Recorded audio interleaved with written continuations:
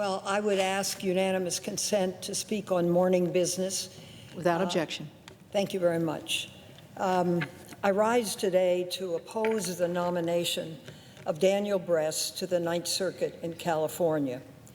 Madam President, first, by history and tradition, this is a California seat on the Ninth Circuit. And the fact is that Mr. Bress is neither a California attorney nor a California resident. In fact, he's not been a resident of the state for over a decade. He's lived and practiced in the Washington, D.C. area for almost his entire adult life. As California's senators, Senator Harris and I know that the kind of experience and connection to California is really necessary for a Ninth Circuit judge to be effective on the bench. We know our state, we know our constituents, and we know the challenges they face. And that's why the blue slip is so important. Honoring the blue slip ensures that the senators who understand and are accountable to their constituents have a say in judicial nominations for their home states. Our blue slips, Senator Harris's and mine, were not returned.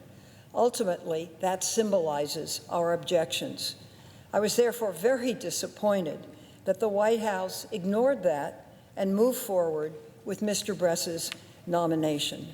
Senator Harris and I worked in good faith with the White House to find nominees acceptable to the President and to us. And during our negotiations, which took place, we informed the White House that we could support several other nominees who were in fact selected by the White House. Yet the White House and the Republican members of the Judiciary Committee have claimed we were at an impasse, and that's simply not true. For reasons still unknown to us, the White House abandoned our negotiations and nominated Mr. Bress for this seat instead. I'm very disappointed that Republican leadership decided to schedule a vote on Mr. Bress's nomination, given both of our objections to his nomination and our concerns about a lack of connection to our state. Next, I want to discuss what I mean by a lack of connection to our state. The White House has greatly exaggerated Mr. Bress's connections to California to justify their decision to move forward with a non-California nominee.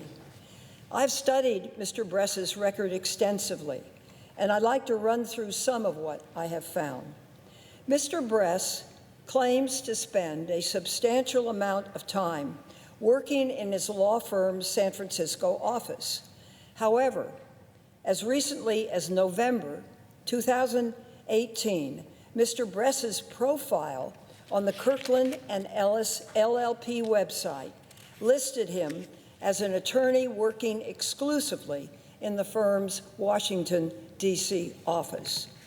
His profile page likewise provided contact information, phone and fax, only for the Washington, D.C. office.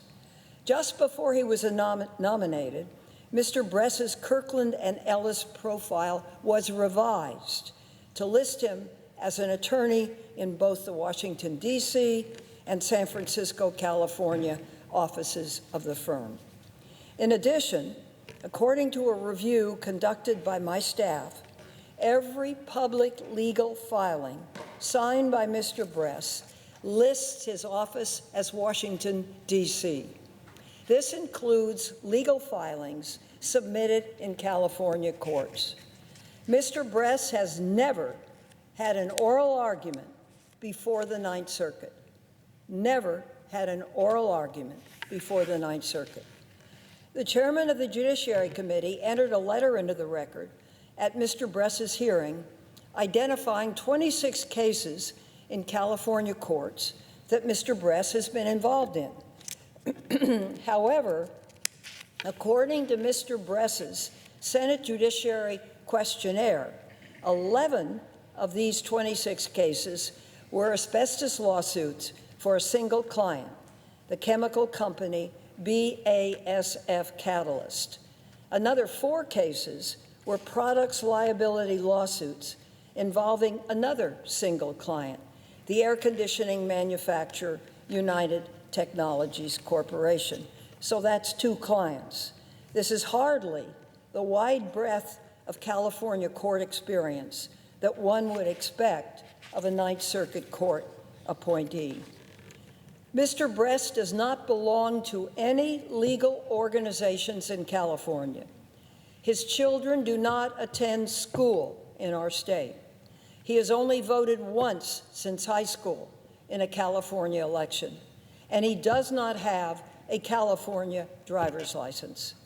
Finally, Mr. Bress does not own any property in California outside of 1 share in a family business venture.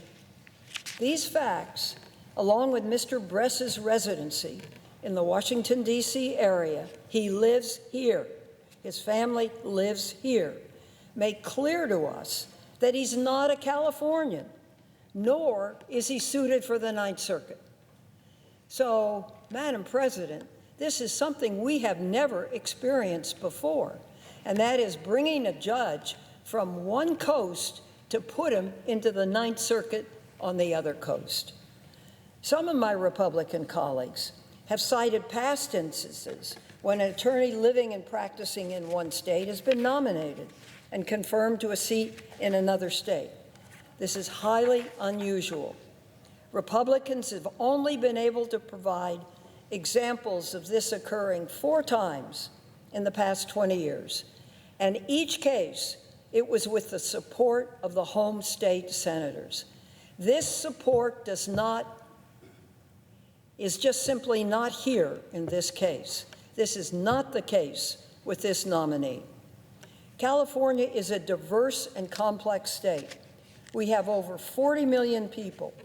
It's the 5th largest economy in the world. It makes up 14% of the U.S. economy. 53 Fortune 500 companies are based in our state.